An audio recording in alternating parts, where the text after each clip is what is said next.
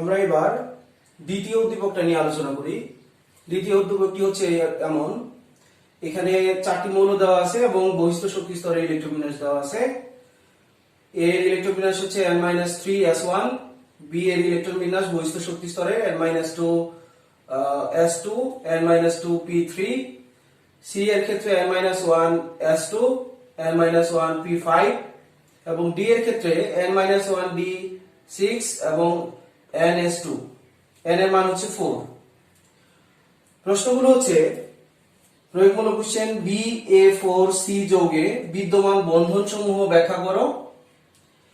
এবং উচ্চতর দক্ষতা প্রশ্ন হচ্ছে ডি এর সাথে সি এর যৌগদ্বয়ের মধ্যে কোনটি অধিক সমযোজী বিশ্লেষণ করো।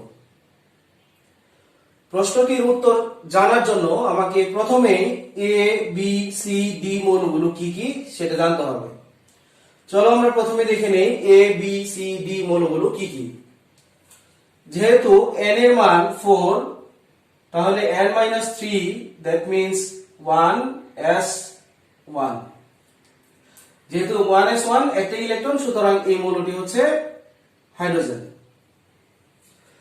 বি মৌলের ক্ষেত্রে n-2 that means 4-2 অর্থাৎ 2s2 n-2, এটাতেও 4-2 অর্থাৎ 2p3, তাহলে 2s2 2p3, 2s এর আগে অবশ্যই 1s2 পূর্ণ করেই তারপর 2s দিয়েছে ইলেকট্রন, সুতরাং ইলেকট্রন দাঁড়াচ্ছে 2 2 4 আর 3 7।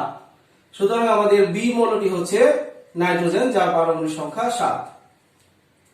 একইভাবে সি মৌলটির ক্ষেত্রে n-1 অর্থাৎ 4-1 that means 3s2 এবং 3p3, সরি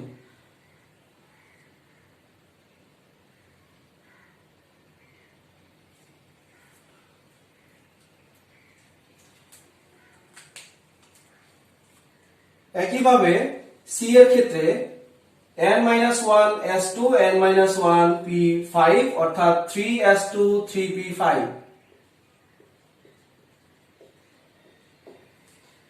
3s ইলেকট্রন যাওয়ার পূর্বে 1s এর দুটি ইলেকট্রন, 2s এর দুটি ইলেকট্রন এবং 2p তে 6টি ইলেকট্রন প্রবেশ করার পর 3s ইলেকট্রন যায়। তাহলে মোট ইলেকট্রন সংখ্যা 2 2 4 আর 6 10 আর 2 12 আর 5 17। 17 পারমাণবিক সংখ্যা বিশিষ্ট মৌল হচ্ছে ক্লোরিন। ডি মৌলটির ক্ষেত্রে n-1d6 অর্থাৎ 3d6 4s2। তো যেহেতু চতুর্থ শক্তি স্তরের s অরবিটালে দুটি ইলেকট্রন প্রবেশ করেছে, তাই এর আগে 1s2 2s2 2p6 3s2 এবং 3p6 পূর্ণ করার পরেই 4s এ ইলেকট্রন যায়, তারপর 3d তে ইলেকট্রন যায়। তো মোট ইলেকট্রন সংখ্যা হচ্ছে 4 10 12 18 24 আর 2 26। সুতরাং 26 পারমাণবিক সংখ্যা বিশিষ্ট মৌলটি হচ্ছে আয়রন Fe। তো আমরা দেখে নিলাম উদ্দীপকের এ মৌলটি হচ্ছে হাইড্রোজেন, বি মৌলটি হচ্ছে নাইট্রোজেন, সি মৌলটি ক্লোরিন, ডি মৌলটি আয়রন। তো এবার আমরা প্রথম প্রশ্নটা নিয়ে আলোচনা করব, প্রয়োগমূলক কোশ্চেন BA4C। তাহলে BA4C যৌগটি হচ্ছে NH4Cl। NH4Cl যৌগে বিদ্যমান বন্ধন সমূহ ব্যাখ্যা করো। আমরা এই প্রশ্নটা নিয়ে এখন আলোচনা করব। উদ্দীপকের এ ছিল হাইড্রোজেন, বি ছিল নাইট্রোজেন, সি ছিল ক্লোরিন, অর্থাৎ BA4C মানে হচ্ছে অ্যামোনিয়াম ক্লোরাইড। তো আমরা জানি অ্যামোনিয়াম ক্লোরাইড অণুর মধ্যে 3 ধরনের বন্ধন আছে। যেমন দেখো, অ্যামোনিয়াম ক্লোরাইডের অ্যামোনিয়াম আয়ন এবং ক্লোরাইড আয়ন অর্থাৎ ক্যাটায়ন ও অ্যানায়নের মধ্যে আয়নিক বন্ধন। অ্যামোনিয়াম আয়নের অ্যামোনিয়া অণু নাইট্রোজেন পরমাণুতে একজন মুক্ত জোড় ইলেকট্রন আছে। এই মুক্ত জোড় ইলেকট্রন হাইড্রোজেন প্লাস আয়ন অর্থাৎ H+ কে সরবরাহ করে সন্নিবেশ বন্ধন গঠন করে। অ্যামোনিয়া এর নাইট্রোজেন এবং হাইড্রোজেনের মধ্যে 3টি সমযোজী বন্ধন সৃষ্টি করে থাকে। তো আমরা দেখলাম অ্যামোনিয়াম ক্লোরাইডকে ভাঙলে টোটাল 3টি বন্ধন দেখতে পাওয়া যায়। তো আমরা যদি চিত্রটাকে এভাবে দেখাই, নাইট্রোজেনের সাথে 3টি হাইড্রোজেনের তিনটি সমযোজী বন্ধন মুক্ত জোড় ইলেকট্রন প্রদান সরবরাহের মাধ্যমে H প্লাসের সাথে সন্নিবেশ বন্ধন, এবং আমরা যদি এটাকে আয়নিক বন্ধনে দেখাই তাহলে এই H প্লাসটার চিহ্ন দিব আমরা এখানে, অর্থাৎ অ্যামোনিয়াম আয়নের সাথে ক্লোরাইড আয়নের আয়নিক বন্ধন। এভাবে অ্যামোনিয়াম ক্লোরাইড অণুতে তিনটি দ্বিবন্ধ এভাবে অ্যামোনিয়াম ক্লোরাইড যৌগে তিন ধরনের বন্ধন আছে তা ব্যাখ্যা করা যায়। আমাদের উচ্চতর দক্ষতা প্রশ্নটি ছিল ডি এর সাথে সি এর যৌগদ্বয়ের মধ্যে কোনটি অধিক সমযোজী বিশ্লেষণ করো। তো আমরা দেখেছিলাম উদ্দীপকের সি ছিল ক্লোরিন এবং উদ্দীপকের ডি ছিল আয়রন অর্থাৎ Fe। আয়রনের সাথে সি এর যৌগদ্বয়, আমরা জানি আয়রনের ক্ষেত্রে দুটি আয়ন সৃষ্টি হতে পারে, একটা হচ্ছে ফেরাস এবং আরেকটা হচ্ছে ফেরিক। তো যদি ফেরাস আয়ন তৈরি হয় ক্লোরিনের সাথে যুক্ত হয়ে উৎপন্ন হবে ফেরাস ক্লোরাইড FeCl2, এবং ফেরিক অর্থাৎ Fe3+ এর সাথে যদি ক্লোরিন যুক্ত হয়ে যায় তাহলে উৎপন্ন হবে ফেরিক ক্লোরাইড অর্থাৎ FeCl3। আমাদের প্রশ্ন হচ্ছে ফেরাস ক্লোরাইড এবং ফেরিক ক্লোরাইড যৌগদ্বয়ের মধ্যে কোনটি অধিক সমযোজী বিশ্লেষণ করো। প্রশ্নটির উত্তর দেওয়ার পূর্বে আমরা প্রথমেই জেনে নিই পোলার আয়ন কি।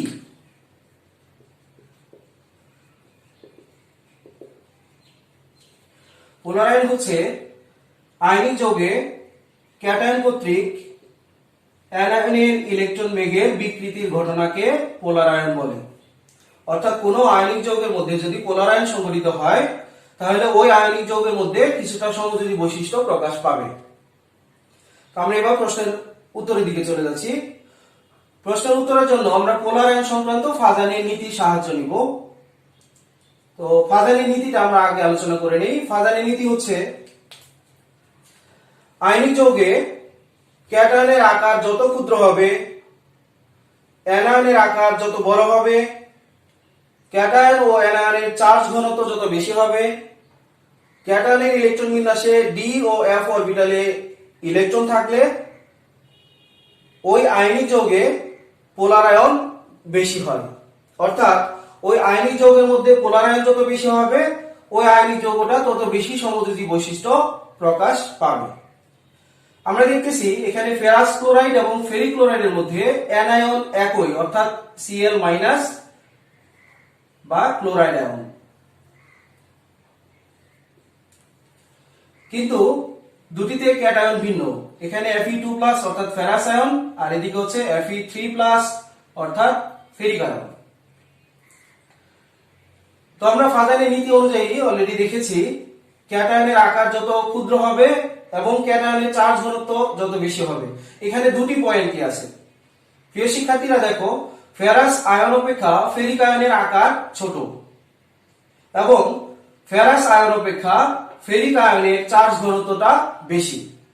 তো আমরা যদি এভাবে লিখি, আকারের ক্রম যদি লিখি এভাবে, আকার Fe2+ অপেক্ষা Fe3+ এর আকারটা ছোট এবং চার্জ ঘনত্ব Fe3+ এর বেশি Fe2+ অপেক্ষা। সুতরাং পোলার আয়ন ক্ষমতার ক্রম হবে Fe2+ অপেক্ষা Fe3+ এর পোলার আয়ন ক্ষমতা বেশি। তাহলে এই ক্লোরাইড আয়নকে কে বেশি পোলারাইজ করতে পারবে? নিশ্চয়ই Fe3+। তাই ফেরিক ক্লোরাইড ও ফেরাস ক্লোরাইডের মধ্যে অধিক সমযোজী বৈশিষ্ট্য সম্পন্ন যৌগ হবে ফেরিক ক্লোরাইড। তাহলে আমাদের প্রশ্নের উত্তর হচ্ছে ডি এর সাথে সি এর যৌগদ্বয় অর্থাৎ আয়রনের সাথে ক্লোরিনের যৌগদ্বয় ফেরাস ক্লোরাইড ও ফেরিক ক্লোরাইডের মধ্যে ফেরিক ক্লোরাইডের সমযোজী ধর্মটা বেশি। প্রিয় শিক্ষার্থীরা, এবার প্রশ্নটা যদি এভাবে আসতো, ডি এর সাথে সি এর যৌগদ্বয়ের মধ্যে কোনটির গলনাঙ্কের মান কম বিশ্লেষণ করো, তাহলে আমরা এই পর্যন্ত ব্যাখ্যা দেওয়ার পরে বলতাম যেহেতু ফেরাস ক্লোরাইড অপেক্ষা ফেরিক ক্লোরাইডের সমযোজী বৈশিষ্ট্য বেশি, আমরা জানি যে সকল যৌগ সমযোজী বৈশিষ্ট্য বেশি তার গলনাঙ্ক স্ফুটনাঙ্কের মান কম। প্রিয় শিক্ষার্থীরা, এবার আমাদের পরবর্তী প্রশ্নটা নিয়ে আলোচনা করব। এখানেও একটা উদ্দীপক দেখতে পাচ্ছি, মৌল দেওয়া আছে L M X Y Z এবং বহিস্থ শক্তি স্তরের ইলেকট্রন বিন্যাস দেওয়া আছে এবং বলা আছে n এর মান 2। প্রশ্নটি হচ্ছে কক্ষ তাপমাত্রার চেয়ে 0 ডিগ্রি সেলসিয়াস তাপমাত্রায় এল এর হাইড্রাইডের ঘনত্ব কম কেন, ব্যাখ্যা করো। উচ্চতর দক্ষতা কোশ্চেন, এল ও এম এর হাইড্রাইডের ভৌত অবস্থা ভিন্ন, বিশ্লেষণ করো। এবং আরো একটি কোশ্চেন আছে, এক্স ওয়াই ও জেড এর কার্বনেট সমূহের মধ্যে কোনটির বিয়োজন তাপমাত্রা সবচেয়ে কম, বিশ্লেষণ করো। তো আমরা আগের মতোই উদ্দীপকের যে মৌলগুলো দেওয়া আছে আগে এই মৌলগুলো আইডেন্টিফাই করব। তো মৌলগুলো আইডেন্টিফাই করার জন্য আমাদের একটা ক্লু দেওয়া আছে n এর মান 2। তো আমরা প্রথমটা দেখে নেই। l এর ক্ষেত্রে ইলেকট্রন বিন্যাস ns2 np4, তার মানে 2s2 2p4। নিশ্চয়ই 1s পূর্ণ করেই তারপর 2s এ ইলেকট্রন প্রবেশ করেছে। ইলেকট্রন টোটাল কয়টা হলো? 2 2 4 4 8 4 8। তাহলে 8 ইলেকট্রন পারমাণু সংখ্যা বিশিষ্ট মৌলটি হচ্ছে অক্সিজেন। প্রিয় শিক্ষার্থীরা, একটু ভালো করে খেয়াল করো, এইটার ইলেকট্রন বিন্যাস যা, এইখানের ইলেকট্রন বিন্যাসও তাই, শুধুমাত্র একটা শক্তি স্তর বেড়েছে। এটা 2s 2p ছিল আর এখানে 3s 3p। তাহলে অক্সিজেনের ঠিক পরবর্তী সদস্যের নাম কি? নিশ্চয়ই সালফার। তাহলে m হচ্ছে সালফার, যার পারমাণবিক সংখ্যা 16। আমরা x মৌলটা নিয়ে এবার আলোচনা করব। x মৌলটির ইলেকট্রন বিন্যাস দেওয়া আছে ns2 অর্থাৎ 2s2। তাহলে 1s2 আগে তো পূর্ণ হবেই, 1s2 2s2 টোটাল 4টা ইলেকট্রন আছে। সুতরাং x মৌলটি হবে বেরিলিয়াম, যার পারমাণবিক সংখ্যা 4। একইভাবে ভালো করে খেয়াল করো শিক্ষার্থীরা, এটারও বহিস্থ শক্তি স্তরে 2টি ইলেকট্রন, এটারও s এ 2টি ইলেকট্রন, এটারও s এ 2টি ইলেকট্রন, অর্থাৎ এরা একই গ্রুপের সদস্য এবং পর্যায়ক্রমিক ভাবে পর্যায় সংখ্যা বৃদ্ধি পাচ্ছে। এটা 2, তাহলে এটা 3, এটা 4। তাহলে 2s2 যদি বেরিলিয়াম হয়, 3s2 তাহলে কি হবে? ম্যাগনেসিয়াম, যার পারমাণবিক সংখ্যা 12। এবং 4s2 এটা ম্যাগনেসিয়ামের পরবর্তী সদস্য ক্যালসিয়াম, যার পারমাণবিক সংখ্যা 20। সুতরাং আমরা L, M, X, Y এবং Z এই 5টি মৌল আইডেন্টিফাই করে নিলাম। L হচ্ছে অক্সিজেন, M হচ্ছে সালফার, X হচ্ছে বেরিলিয়াম, Y হচ্ছে ম্যাগনেসিয়াম, Z হচ্ছে ক্যালসিয়াম। এবার আমরা প্রথম প্রশ্নটা নিয়ে আলোচনা করব। কক্ষ তাপমাত্রার চেয়ে 0 ডিগ্রি সেলসিয়াস তাপমাত্রায় L এর হাইড্রাইডের ঘনত্ব, L মানে কি? অক্সিজেন। তাহলে অক্সিজেনের হাইড্রাইড মানে কি? পানি। তার মানে আমার প্রশ্ন হচ্ছে কক্ষ তাপমাত্রার চেয়ে 0 ডিগ্রি সেলসিয়াস তাপমাত্রায় পানির ঘনত্ব কম কেন, ব্যাখ্যা করো। চলো আমরা এই ব্যাখ্যাটা দেখি।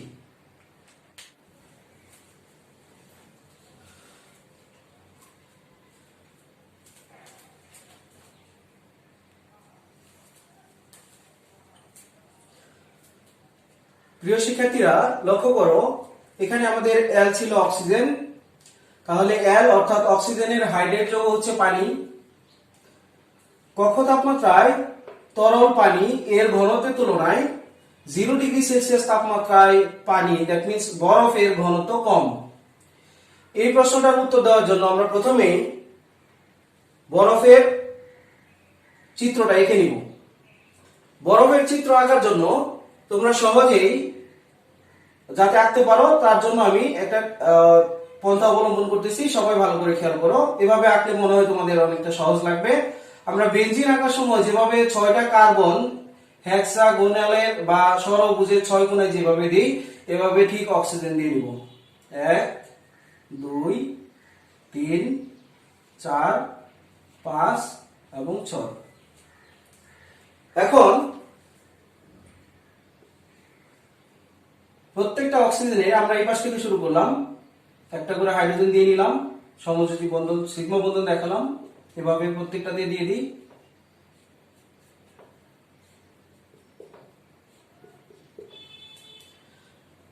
এরপর হাইড্রোজেন পরবর্তী হাইড্রোজেনটা আমরা এভাবে দিব যাতে পানির আকৃতিটা কৌণিক বোঝা যায়।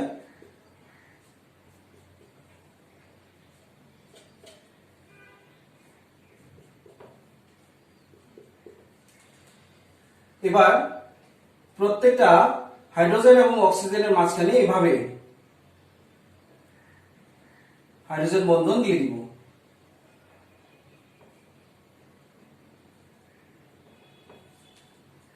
এবং আরো একটি করে হাইড্রোজেন বন্ধন দিব, এমন ভাবে দিব যাতে মনে হয় এটার আকৃতি চতুস্তলকীয়।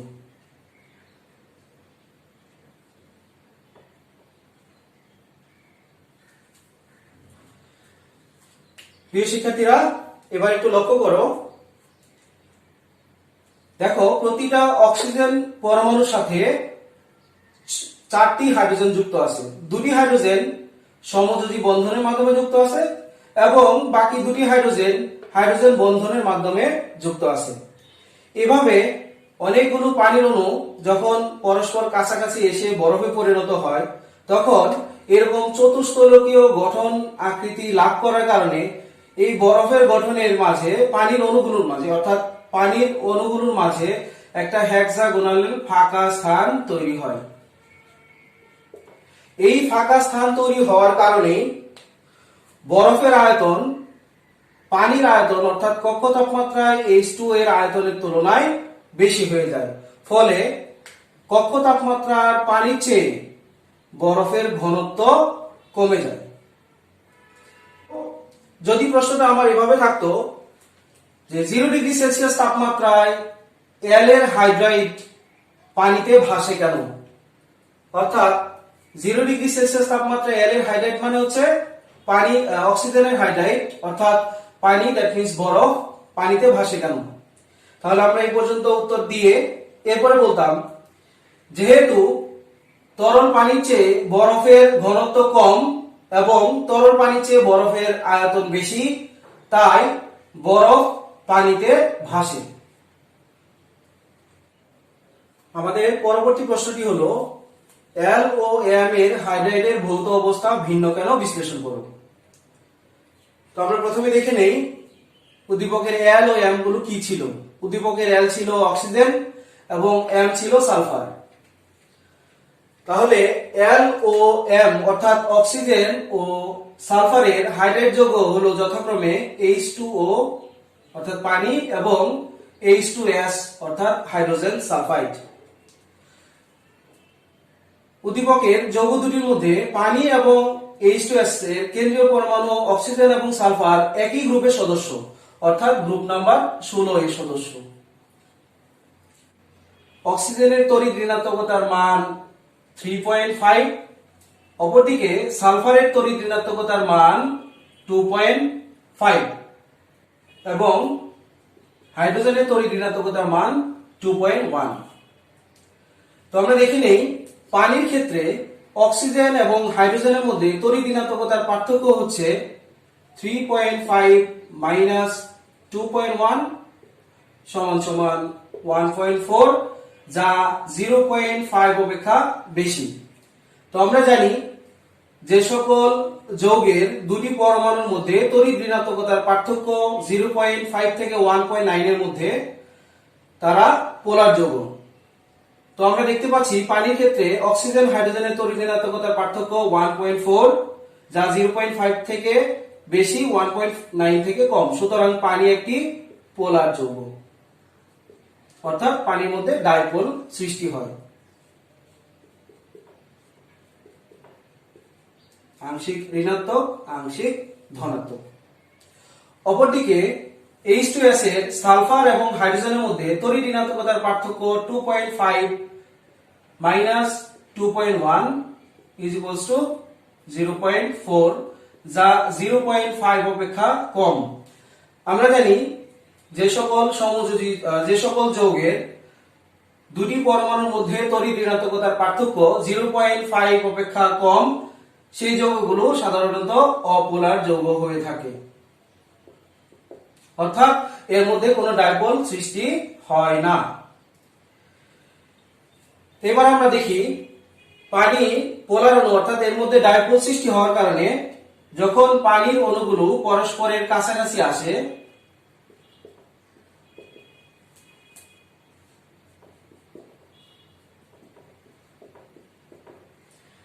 পরস্পরের কাছাকাছি আসলে পানির অক্সিজেন অর্থাৎ ঋণাত্মক প্রান্তের সাথে অপর পানির অণুর হাইড্রোজেন প্রান্ত অর্থাৎ ধনাত্মক প্রান্তের মধ্যে একটা দুর্বল বন্ধন সৃষ্টি হয়, যে বন্ধনের নাম হাইড্রোজেন বন্ধন।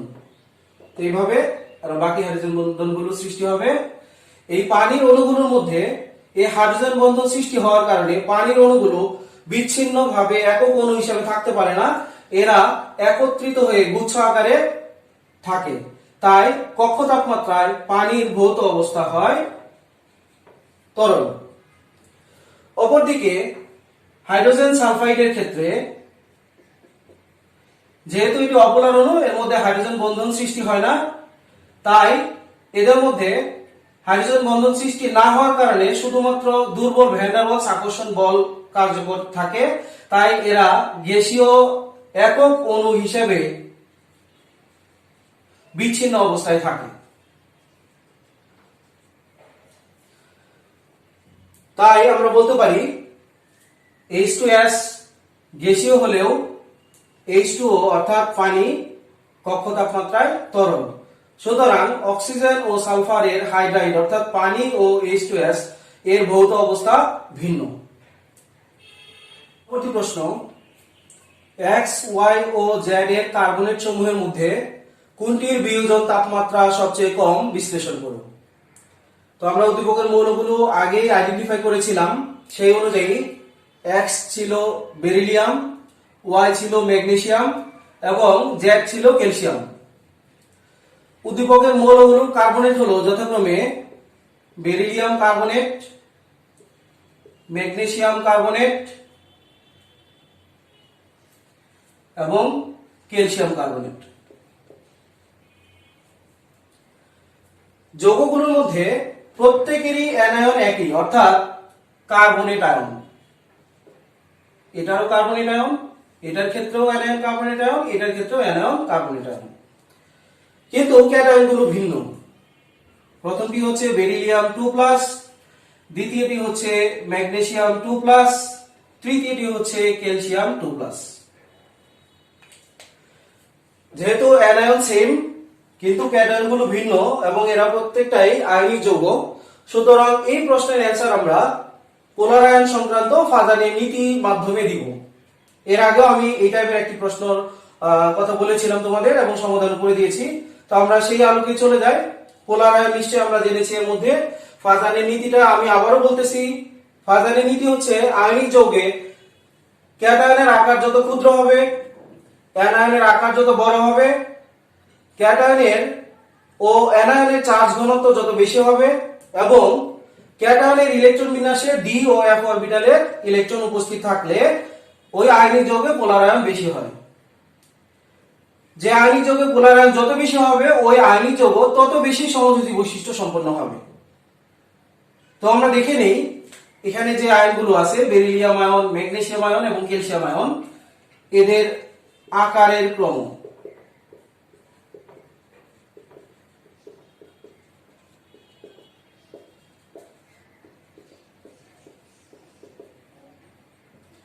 বেরিলিয়াম, ম্যাগনেসিয়াম, ক্যালসিয়াম এরা একই গ্রুপের সদস্য। আমরা জানি একই গ্রুপে যতই উপর থেকে নিচের দিকে যায় ততই পরমাণুর আকার বৃদ্ধি পায়। এখানে ক্যাটায়ন তো সেম, সবারই একই ধরনের চার্জ আছে, তাই বেরিলিয়াম 2+ অপেক্ষা ম্যাগনেসিয়াম 2+ এর আকার বড়, ম্যাগনেসিয়াম 2+ অপেক্ষা ক্যালসিয়াম 2+ এর আকার আরো বড়।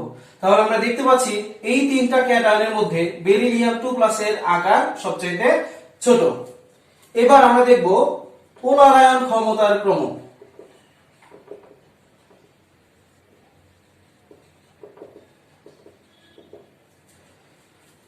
আমরা জানি ফাজানের নীতি অনুযায়ী ক্যাটায়নের আকার যত ক্ষুদ্র হবে ওই আয়নিক যৌগে পোলার আয়ন তত বেশি হবে। তাহলে বেরিলিয়ামের আকার সবচেয়ে ছোট, এর পোলার আয়ন ক্ষমতা সবচেয়ে বেশি।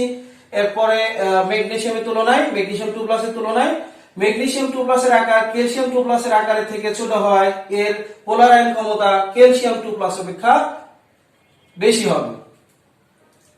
তাহলে আমরা এই যে পোলার আয়ন ক্ষমতার ক্রম দিয়ে আমরা ব্যাখ্যা করতে পারি এই কার্বনেট অ্যানায়নকে ক্যালসিয়াম, ম্যাগনেসিয়াম এবং বেরিলিয়ামের মধ্যে বেরিলিয়াম 2+ আয়ন এর ইলেকট্রন মেঘের বিকৃতি বেশি ঘটাবে, অর্থাৎ পোলার আয়ন বেশি হবে। সুতরাং বেরিলিয়াম কার্বনেটের সমযোজী চরিত্র বা সমযোজী বৈশিষ্ট্য ক্যালসিয়াম কার্বনেট ম্যাগনেসিয়াম কার্বনেট অপেক্ষা বেশি হবে। তাহলে আমরা সমযোজী বৈশিষ্ট্যের ক্রমটা এভাবে দেখাতে পারি।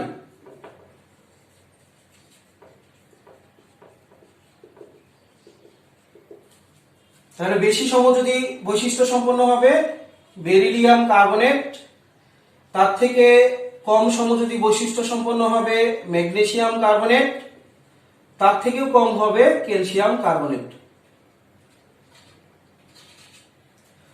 সুতরাং আমরা দেখতে পেলাম তিনটি যৌগের মধ্যে বেরিলিয়াম কার্বনেটের সমযোজী চরিত্র বেশি, তাই এই কার্বনেট সমূহের মধ্যে বেরিলিয়াম কার্বনেট কম তাপমাত্রায় বিয়োজিত হবে।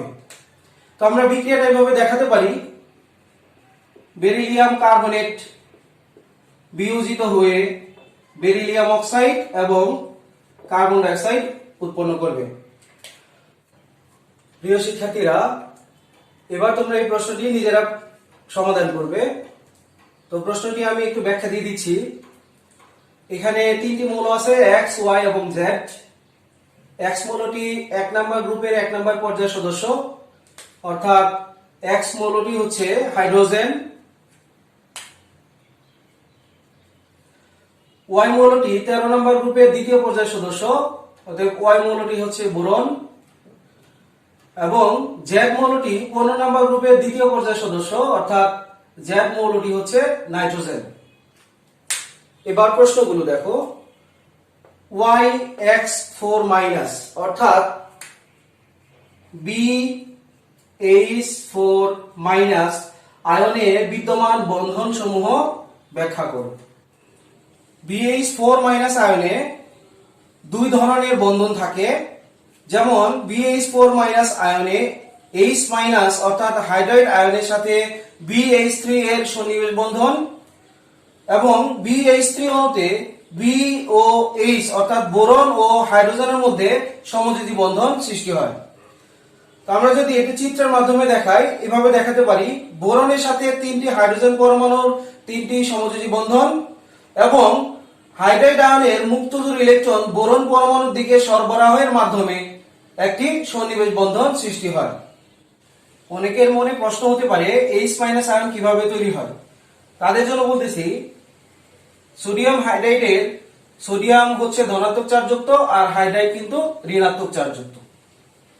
পরের প্রশ্নটি হচ্ছে ZX3 অর্থাৎ NH3 এবং ZX4+ অর্থাৎ NH4+, that means ammonium ion, এর কেন্দ্রীয় পরমাণুতে একই সংকরণ হলেও আকৃতি ও বন্ধন কোণ ভিন্ন কেন ব্যাখ্যা করো।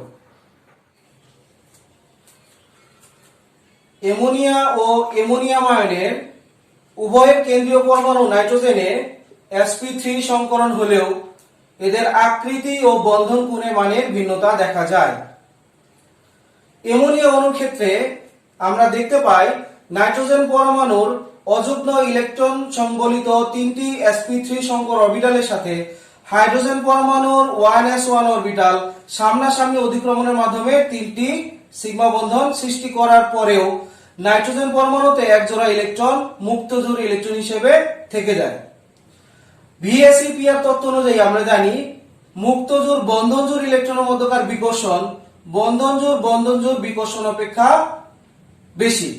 তাই নাইট্রোজেন পরমাণুর মুক্তজোড় ইলেকট্রন বন্ধনজোড় ইলেকট্রনের উপর চাপ প্রয়োগ করায় এই বন্ধন কোণের মান, অর্থাৎ হাইড্রোজেন নাইট্রোজেন হাইড্রোজেন বন্ধন কোণের মান আদর্শ মান 109.5 ডিগ্রি না হয়ে 107 ডিগ্রি হয়, এবং এই মুক্তজোড় ইলেকট্রন বন্ধন গঠনে অংশ না নেওয়ায় এর আকৃতি চতুস্তলকীয় না হয়ে ত্রিকোণাকার পিরামিডীয় আকৃতির হয়ে থাকে। অপরদিকে অ্যামোনিয়াম আয়নের নাইট্রোজেন পরমাণুর সাথে 3টি হাইড্রোজেন পরমাণু সিগমা বন্ধন সৃষ্টি করার পর নাইট্রোজেন পরমাণুর মুক্তজোড় ইলেকট্রন H+ আয়নকে সরবরাহ করার মাধ্যমে সন্নিবেশ বন্ধন গঠন করে ফেলে। সন্নিবেশ বন্ধন গঠন করার পর 4টি সিগমা বন্ধন সৃষ্টি হয়। এই 4টি সিগমা বন্ধন অর্থাৎ বন্ধনজোড় ইলেকট্রন পরস্পরকে সমানভাবে বিকর্ষণ করায় এরা চতুস্তলকের 4 কোণায় অবস্থান করে। তাই অ্যামোনিয়াম আয়নের আকৃতি চতুস্তলকীয় হয়। এবং যেহেতু অ্যামোনিয়াম আয়নে নাইট্রোজেন পরমাণুতে কোনো মুক্ত জোড় ইলেকট্রন অবশিষ্ট থাকে না, তাই হাইড্রোজেন নাইট্রোজেন হাইড্রোজেন বন্ধন কোণের মান আদর্শ মান অর্থাৎ 109.5 ডিগ্রি হয়। সুতরাং আমরা বলতে পারি অ্যামোনিয়া ও অ্যামোনিয়াম আয়নের মধ্যে একই ধরনের সংকরণ অর্থাৎ sp3 সংঘটিত হলেও এদের আকৃতি এবং বন্ধন কোণের মান ভিন্ন।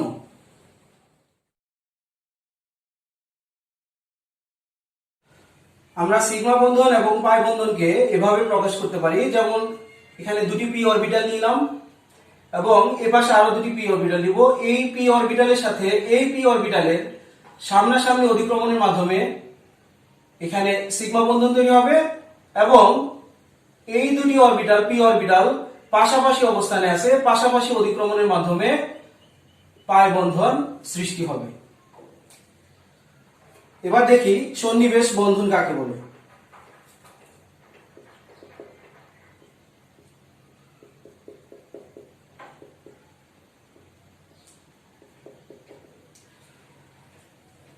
সমযোজী বন্ধন গঠনকালে কোনো পরমাণু বা আয়ন মুক্ত জোড় ইলেকট্রন সরবরাহ করে অপর পরমাণু বা আয়ন কোনো ইলেকট্রন সরবরাহ না করে দুটি পরমাণু বা আয়ন ওই ইলেকট্রন দুটিকে সমানভাবে শেয়ার করে যে বন্ধন সৃষ্টি করে, এই বন্ধনটার নামই সন্নিবেশ বন্ধন। এবার আসি সংকরণ কাকে বলে। কোন পরমাণুর যোজ্যতা স্তরের একাধিক অরবিটাল পরস্পর মিশ্রিত হয়ে সমশক্তি সম্পন্ন সমসংখ্যক এবং নতুন দিক চরিত্র বিশিষ্ট অরবিটাল তৈরি প্রক্রিয়াকে সংকরণ বলে। যদি প্রশ্ন আসে sp2 সংকরণ কাকে বলে, তখন কি বলবো তোমরা? কোন পরমাণুর যোজ্যতা স্তরের একটি s অরবিটাল এবং দুটি p অরবিটাল পরস্পর মিশ্রিত হয়ে সমশক্তি সম্পন্ন নতুন দিক চরিত্র বিশিষ্ট তিনটি sp2 সংকর অরবিটাল তৈরির প্রক্রিয়াকে sp2 সংকরণ বলে। এবার আসি পোলারিটি কি। সমযোজী যৌগের অণুতে ডাইপোল সৃষ্টি হওয়ার ধর্মকে পোলারিটি বলে। যেমন এখানে পানির ক্ষেত্রে অক্সিজেন এবং হাইড্রোজেনের মধ্যে অক্সিজেনের তড়িৎ ঋণাত্মকতার মান বেশি, তাই ইলেকট্রনটা এদিকে একটু শিফট হয়ে থাকবে, এই জন্য ডেল্টা মাইনাস, আর হাইড্রোজেনটা হচ্ছে ডেল্টা প্লাস। তাহলে এইভাবে সমযোজী যৌগের অণুতে ডাইপোল সৃষ্টি হওয়ার ধর্মকে পোলারিটি বলে। যদি প্রশ্ন আসে পোলার অণু কি, তাহলে এভাবে বলতে পারি সমযোজী যৌগের অণুতে ডাইপোল সৃষ্টি হওয়ার ধর্মকে পোলারিটি বলে এবং সংশ্লিষ্ট অণু বা যৌগকে পোলার অণু বা পোলার যৌগ বলে। এবার আসি পোলার আয়ন কি। পোলার আয়ন হচ্ছে আয়নিক যৌগে ক্যাটায়ন কর্তৃক অ্যানায়নের ইলেকট্রন মেঘের বিকৃতির ঘটনাকে পোলার আয়ন বলে। এবার আসি ফাজালি নীতিটা কি। ফাজালি নীতি হচ্ছে আয়নিক যৌগে ক্যাটায়নের আকার যত ক্ষুদ্র হবে, অ্যানায়নের আকার যত বড় হবে, ক্যাটায়ন ও অ্যানায়নের চার্জ ঘনত্ব যত বেশি হবে এবং ক্যাটায়নের ইলেকট্রন বিন্যাসে ডি ও এফ অরবিটালে ইলেকট্রন উপস্থিত থাকলে ওই আয়নিক যৌগে পোলার আয়ন বেশি হয়। এই নীতিটাকেই ফাজানের নীতি বলা হয়। এবার আসি হাইড্রোজেন বন্ধন কি। দুটি পোলার অণু যখন পরস্পরের কাছাকাছি আসে তখন পোলার অণুর এক ধনাত্মক প্রান্ত অপর পোলার অণুর ঋণাত্মক প্রান্তের মধ্যে যে দুর্বল বন্ধন সৃষ্টি হয় তাকে হাইড্রোজেন বন্ধন বলে। যেমনটা হাইড্রোজেন ফ্লোরাইডের ক্ষেত্রে আমি দেখাতে পারি। এখানে হাইড্রোজেন এবং ফ্লোরিনের মধ্যে হাইড্রোজেন ডেল্টা প্লাস আর ফ্লোরিনটা হচ্ছে ডেল্টা মাইনাস। তাহলে এখানে ঋণাত্মক অংশের সাথে এই হাইড্রোজেন পরমাণু অর্থাৎ ধনাত্মক অংশের মধ্যে যে দুর্বল বন্ধন তৈরি হবে অর্থাৎ ডট চিহ্ন দিয়ে যে বন্ধনটা দেখিয়েছি এই বন্ধনটার নামই হাইড্রোজেন বন্ধন। এবার আসি ভ্যান ডার ওয়ালস আকর্ষণ বল কি।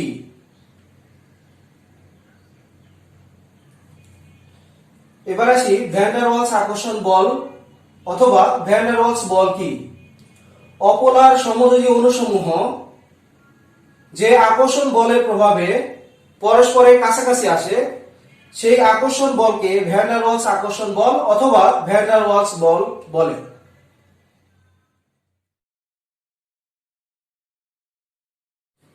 এবার আমরা এই অধ্যায়ের কিছু গুরুত্বপূর্ণ অনুধাবনমূলক প্রশ্ন নিয়ে আলোচনা করব। আমাদের প্রথম প্রশ্নটি হচ্ছে সিগমা ও পাই বন্ধনের মধ্যে পার্থক্য লিখো। পার্থক্যটা আমরা এইভাবে সাজাতে পারি, যেমন সিগমা বন্ধন এবং পাই বন্ধনের মধ্যে প্রথমে দুটো সংজ্ঞা দিয়ে নিব। একই অক্ষ বরাবর দুটি অরবিটালের সামনাসামনি অতিক্রমণের মাধ্যমে যে বন্ধন সৃষ্টি হয় তাকে সিগমা বন্ধন বলে, এবং একই অক্ষ বরাবর দুটি অরবিটালের পাশাপাশি অতিক্রমণের মাধ্যমে যে বন্ধন সৃষ্টি হয় তাকে পাই বন্ধন বলে। দ্বিতীয় পয়েন্ট বলতে পারি আমরা, অরবিটালের সর্বোচ্চ অতিক্রমণ ঘটে তাই সিগমা বন্ধন পাই বন্ধন অপেক্ষা শক্তিশালী বন্ধন। অপরদিকে পাই বন্ধনে অরবিটালের অতিক্রমণের মাত্রা কম তাই পাই বন্ধন অপেক্ষাকৃত দুর্বল বন্ধন। সিগমা বন্ধন তৈরি হয় সাধারণত এস এস অরবিটাল বা পিপি অরবিটাল বা এসপি অরবিটাল অথবা শঙ্কর অরবিটালের অতিক্রমণের মাধ্যমে, কিন্তু পাই বন্ধন তৈরি হয় পিপি অরবিটালের পাশাপাশি অতিক্রমণের মাধ্যমে। পরের পয়েন্টে বলতে পারি সকল একক বন্ধন সিগমা বন্ধন। অপরদিকে একটি সিগমা বন্ধনের সাথে এক বা একাধিক পাই বন্ধন যুক্ত হয়ে দ্বিবন্ধন বা ত্রিবন্ধন সৃষ্টি করে।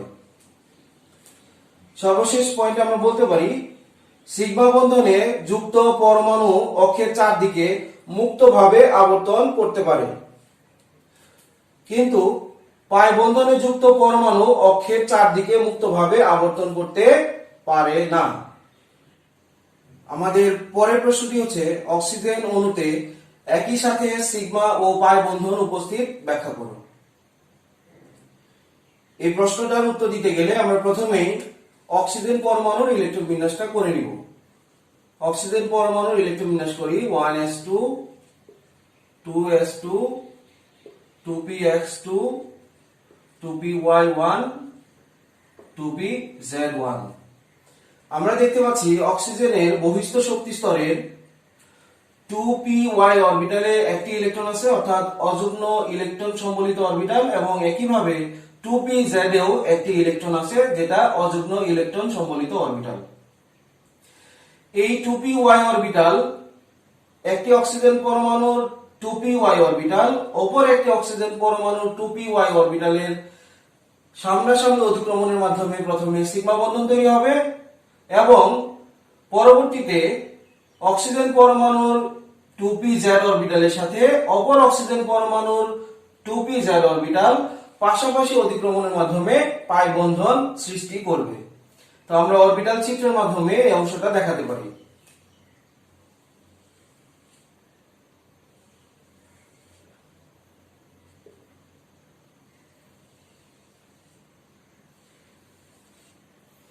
আমরা জানি পি অরবিটাল গুলো পরস্পরের সাথে লম্বভাবে অবস্থান করে। এটাকে যদি আমরা পি ওয়াই অরবিটাল বিবেচনা করি তাহলে এটা হচ্ছে পি জেড অরবিটাল। একইভাবে এখানেও পি জেড এবং পি ওয়াই অরবিটাল। একটা করে ইলেকট্রন আছে সেটা দিয়ে নিলাম আমরা। তাহলে অতিক্রমণটা হবে সামনাসামনি অতিক্রমণ হবে আগে, অর্থাৎ আগে সিগমা বন্ধন তৈরি হবে, এরপর দুটি পি জেড অরবিটাল পাশাপাশি অতিক্রমণের মাধ্যমে একটি পাই বন্ধন সৃষ্টি হবে। এভাবে অক্সিজেন অণুতে দ্বিবন্ধন সৃষ্টি হয়ে থাকে। আমাদের পরবর্তী প্রশ্ন হচ্ছে এস অরবিটাল পাই বন্ধন গঠনে অংশ নেয় না কেন? আমরা পাই বন্ধনের সংজ্ঞা হিসেবে জানি একই অক্ষ বরাবর দুটি অরবিটালের পাশাপাশি অতিক্রমণের মাধ্যমে যে বন্ধন সৃষ্টি হয় তাকে পাই বন্ধন বলে। এস অরবিটালের ক্ষেত্রে জানি আমরা এস অরবিটালের আকৃতি গোলাকার হওয়ায় এর নিজস্ব কোনো দিক ধর্ম নেই, তাই এস অরবিটাল যখন অতিক্রমণ করে তখন যে দিক থেকে অতিক্রমণ করুক না কেন এদের অতিক্রমণ সামনাসামনি বা মুখোমুখি অতিক্রমণ হয়। তাই এস অরবিটাল যখন অতিক্রমণ করে তখন শুধু সিগমা বন্ধন হয়, যেহেতু পাশাপাশি অধিক্রমণের কোনো সুযোগ নেই, তাই s অরবিটাল দ্বারা পাই বন্ধন গঠন সম্ভব নয়, অর্থাৎ s অরবিটাল পাই বন্ধন গঠনে অংশ নেয় না। এবার আমরা বেরিলিয়াম ক্লোরাইড অণুর আকৃতি সরলরৈখিক কেন এর ব্যাখ্যা জানব। বেরিলিয়ামের ইলেকট্রন বিন্যাস করে আমরা দেখতে পাচ্ছি এর ইলেকট্রন বিন্যাসটি হচ্ছে 1s2 2s2 2px0। বেরিলিয়াম উত্তেজিত অবস্থায় 2s থেকে একটা ইলেকট্রন 2px এ দিয়ে দুটি অযুগ্ম ইলেকট্রন সৃষ্টি করে। যেহেতু বেরিলিয়াম ক্লোরাইডে sp সংকরণ হয়, তাই বেরিলিয়াম পরমাণুর বহিস্থ শক্তি স্তরের 2s এবং 2px অরবিটাল পরস্পর মিশ্রিত হয়ে সমশক্তি সম্পন্ন দুটি sp সংকর অরবিটাল তৈরি করবে। আমরা দেখতে পাচ্ছি ক্লোরিনের ইলেকট্রন বিন্যাসে সর্ববহিস্থ শক্তি স্তরে শুধুমাত্র 3pz অরবিটালে একটি অযুগ্ম ইলেকট্রন আছে। এবার আমরা অরবিটাল চিত্রের মাধ্যমে দেখাবো। বেরিলিয়ামের sp সংকরণ সংঘটিত হয় দুটি সংকর অরবিটাল 180 ডিগ্রি অ্যাঙ্গেলে অবস্থান করে। ক্লোরিন পরমাণুর 3pz অরবিটাল, এটাতে যেহেতু অযুগ্ম ইলেকট্রন আছে, এই 3pz অরবিটাল বেরিলিয়ামের sp সংকর অরবিটালের সাথে মুখোমুখি বা সামনাসামনি অধিক্রমণের মাধ্যমে এদিকে একটি সিগমা বন্ধন এবং ডান পাশেও বেরিলিয়াম পরমাণুর sp সংকর অরবিটালের সাথে ক্লোরিন পরমাণুর 3pz অরবিটাল সামনাসামনি অধিক্রমণের মাধ্যমে এখানে আরেকটি সিগমা বন্ধন সৃষ্টি করে। এভাবে দুটি সিগমা বন্ধন তৈরি করার মাধ্যমে বেরিলিয়াম ক্লোরাইড গঠিত হয়। যেহেতু বেরিলিয়াম ক্লোরাইডে দুই জোড়া বন্ধনজোড় ইলেকট্রন আছে এবং এরা পরস্পরকে সর্বাধিক দূরে ঠেলে দেয়, তাই এর আকৃতি হয় সরল রৈখিক এবং বন্ধন কোণের মান হয় 180 ডিগ্রি। আমাদের পরবর্তী প্রশ্নটি হচ্ছে HCl একটি পোলার অণু ব্যাখ্যা করো। এই প্রশ্নের উত্তরের জন্য প্রথমে আমি পোলারিটি বা পোলার অণু কি সেই সংজ্ঞাটা দিয়ে নিব। সমযোজী যৌগের অণুতে ডাইপোল সৃষ্টি হওয়ার ধর্মকে পোলারিটি বলে এবং সংশ্লিষ্ট যৌগ বা অণুকে পোলার অণু বলে। HCl একটি পোলার অণু, এর কারণ হচ্ছে হাইড্রোজেন এবং ক্লোরিনের মধ্যে ক্লোরিনের তড়িৎ ঋণাত্মকতার মান 3.0, অপরদিকে হাইড্রোজেনের তড়িৎ ঋণাত্মকতার মান 2.1। তাহলে এই দুইটা পরমাণু তড়িৎ ঋণাত্মকতার পার্থক্য হচ্ছে 0.9, যা 0.5 থেকে বেশি। তো আমরা জানি সাধারণত যে সকল সমযোজী যৌগের অণুর দুটি পরমাণুর মধ্যে তড়িৎ ঋণাত্মকতার পার্থক্য 0.5 থেকে 1.9 এর মধ্যে হয়, সেই সকল অণুকে আমরা পোলার অণু বলে থাকি। এবার আমরা চিত্রের মাধ্যমে একটু ব্যাখ্যা দিব। হাইড্রোজেন এবং ক্লোরিন সমযোজী বন্ধনের মাধ্যমে হাইড্রোক্লোরিক অ্যাসিড অণু তৈরি করে। এখানে বন্ধনের যে দুটি ইলেকট্রন, যেহেতু হাইড্রোজেন অপেক্ষা ক্লোরিনের তড়িৎ ঋণাত্মকতার মান বেশি, তাই বন্ধনের ইলেকট্রনগুলো ক্লোরিনের দিকে একটু স্থানান্তরিত হয়ে থাকবে, তাই ক্লোরিন পরমাণুর উপর আংশিক ঋণাত্মক চার্জ সৃষ্টি হবে এবং হাইড্রোজেন পরমাণু থেকে যেহেতু ইলেকট্রন কিছুটা ক্লোরিনের দিকে শিফট হয়েছে, তাই এটার উপর আংশিক ধনাত্মক চার্জ সৃষ্টি হবে। তো আমরা দেখতে পাচ্ছি HCl এর মধ্যে আংশিক ধনাত্মক ও আংশিক ঋণাত্মক অর্থাৎ ডাইপোল সৃষ্টি হয়েছে। সুতরাং HCl একটি পোলার অণু। এবার আমরা ইথানোয়িক অ্যাসিড ডাইমার গঠন করে কেন তার কারণ জানব। কোন যৌগের দুটি অণু পরস্পর যুক্ত হয়ে ডাইমার গঠন করে। তো ইথানোয়িক অ্যাসিডের ক্ষেত্রে আমরা দেখতে পাচ্ছি ইথানোয়িক অ্যাসিডের কার্বনিক মূলক অপর ইথানোয়িক অ্যাসিডের হাইড্রোক্সিল মূলকের কাছাকাছি আসলে কার্বনিক মূলকের অক্সিজেনের সাথে অপর ইথানোয়িক অ্যাসিডের হাইড্রোক্সিল মূলকের হাইড্রোজেন প্রান্তের মধ্যে একটি দুর্বল হাইড্রোজেন বন্ধন সৃষ্টি হয়। একইভাবে দ্বিতীয় অণুর কার্বনিক মূলকের অক্সিজেন পরমাণুর সাথে প্রথম অণুর হাইড্রোক্সিল মূলকের হাইড্রোজেন প্রান্তের মধ্যে একটি হাইড্রোজেন বন্ধন সৃষ্টি হয়। এভাবে দুটি হাইড্রোজেন বন্ধন সৃষ্টি হওয়ার মাধ্যমে দুই অণু ইথানোয়িক অ্যাসিড পরস্পর যুক্ত হয়ে ইথানোয়িক অ্যাসিডের ডাইমার সৃষ্টি করে।